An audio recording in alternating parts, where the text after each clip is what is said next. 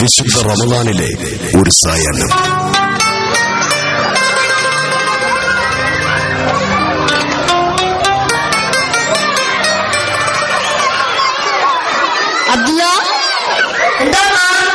അമീൻ എവിടെ?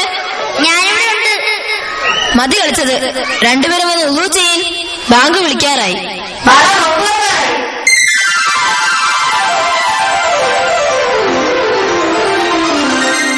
ഇന്നെന്താ ഉമ്മ കഴിക്കാനുണ്ടാക്കിയത്? അരിപ്പൊടിയൊക്കെ തീർന്നിരിക്കുക. കുറച്ച് പുട്ട് വേവിച്ചിട്ടുണ്ട്. കറിയോ? കറി വെക്കാൻ ഒന്നും ഉണ്ടായില്ല. പുട്ടാവുമ്പോ കറിയിലെല്ലാം കഴിക്കാമല്ലോ. അപ്പുറത്തെ അസീവിന്റെ വീട്ടിൽ എന്നും പത്തിരി ഇറച്ചിയുണ്ട്. നമ്മളെന്താ ഉമ്മ പത്തിരി ഇറച്ചി ഉണ്ടാക്കുന്നത്? വിഷമിക്കണ്ട മക്കളെ, പടച്ചോ നമുക്ക് ഇത്രയെങ്കിലും തന്നല്ലോ, അൽഹംദുലില്ലാ പറയാ. നമ്മളെക്കാൾ ദരിദ്രരായ എത്രയോ ആളുകളുണ്ട്.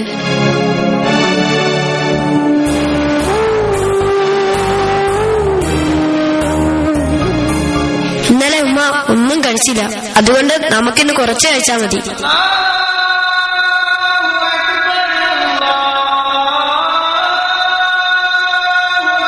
ബാങ്ക് വിളിക്കുന്നുണ്ട്, ദുആ പറഞ്ഞ് കഴിക്കണം.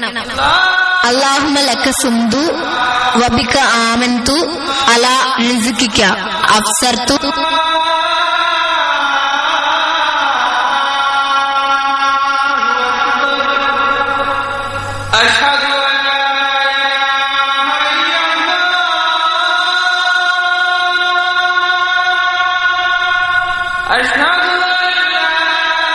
വല്ലതും തരണേ മക്കളെ, വിശന്നിട്ട് വയ്യ. ഉമ്മ ദേ ഒരാള് വിളിക്കുന്നു.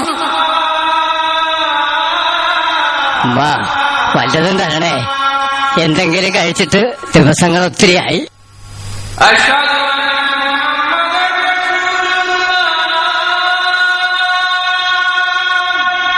മോനെ, ഇതങ്ങോട്ട് കൊടുക്ക്.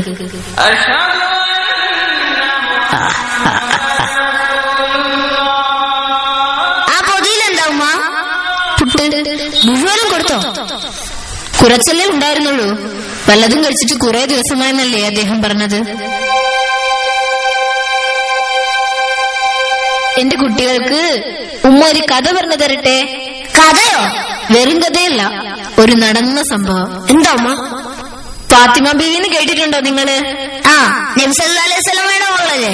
ആ അതെ. ഫാത്തിമ ബീവിക്ക് 2 ആൺകുട്ടികളുണ്ടായിരുന്നു. അവരുടെ പേരായിരുന്നു ഹസനും ഹുസൈനും.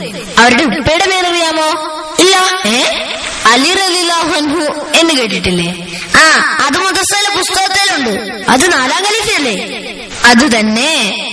അദ്ദേഹം 4ാം ഖലീഫയും വലിയ വീരനും വിജ്ഞാനിയുമായിരുന്നു.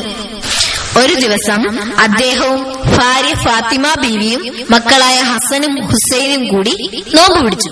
എന്നിട്ട് അന്ന് പകല് മുഴുവൻ ഒരു യഹൂദന്റെ തോട്ടത്തിൽ വെള്ളം കോരിയതിന് കൂലിയായി കിട്ടിയ ഗോതമ്പുമായി അലി റളിയല്ലാഹു അൻഹു വീട്ടിലെത്തി. ഫാത്തിമ ബീവി അത് പൊടിച്ച് റൊട്ടിയുണ്ടാക്കി. നോമ്പ് തുറക്കാൻ നേരമായപ്പോൾ ഒരു യാചകൻ വിശന്ന് വലഞ്ഞ് അവരുടെ വീട്ടിലെത്തി. അവർ ആ റൊട്ടി മുഴുവനും അയാൾക്ക് കൊടുത്തു.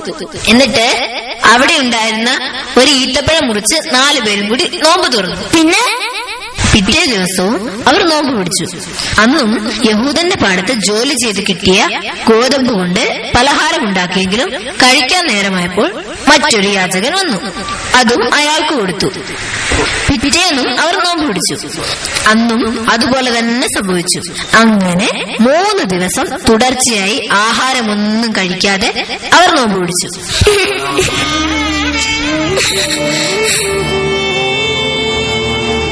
നീ എന്തിനാണ് കരഞ്ഞത്?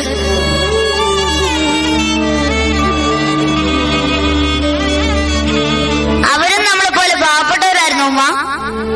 നമ്മളെക്കാളും ദരിദ്രരായിരുന്നു. നമ്മളെന്താ ഉമ്മ അള്ളാഹു പാവപ്പെട്ടവരാക്കിയത്?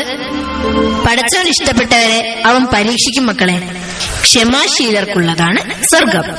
ഫാത്തിമ ബീവി സ്വർഗത്തിലെ സ്ത്രീകളുടെ നേതാവാണെന്ന് റസൂല് പറഞ്ഞിട്ടില്ലേ? ഹസനും ഹുസൈനും സ്വർഗത്തിലെ യുവാക്കളുടെ നേതാക്കളാണെന്നും നബി പറഞ്ഞിട്ടുണ്ട്. അലി റളിയല്ലാഹു അൻഹു ജീവിച്ചിരുന്നപ്പോൾ തന്നെ സ്വർഗം കൊണ്ട് സന്തോഷ വാർത്ത അറിയിക്കപ്പെട്ടു. അവരുടെ വേറെ കഥകൾ വല്ലതും ഉമ്മാക്കറിയാവോ? അതൊക്കെ ഉമ്മ പിന്നെ പറഞ്ഞു തരാം. നമസ്കരിക്കാൻ സമയം കഴിഞ്ഞു പോകും. ബാ നമുക്ക് നമസ്കരിക്കാം.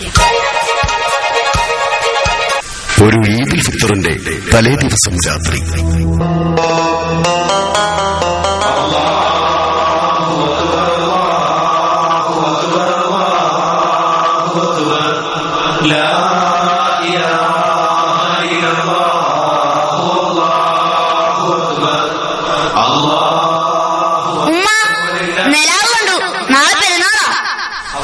ഉമ്മ, പെരുന്നാളിന് പള്ളിയിൽ പോവാൻ ഏതുടുപ്പിടും?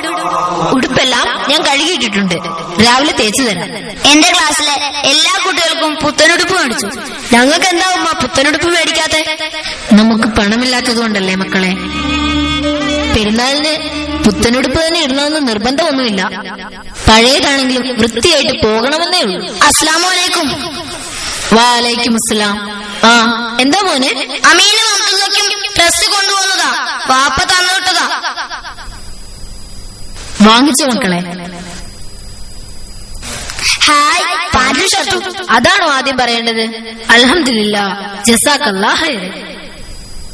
എന്നാ ഞാൻ പോട്ടെ, നമുക്ക് പള്ളി വെച്ച് കാണാം. അസ്സലാമു അലൈക്കും. വലൈക്കും അസ്സലാം. സന്തോഷമായില്ലേ രണ്ടുപേർക്കും? പടച്ചവന്റെ അനുഗ്രഹത്തെ തൊട്ട് നമ്മൾ നിരാശരാകരുത് മക്കളെ.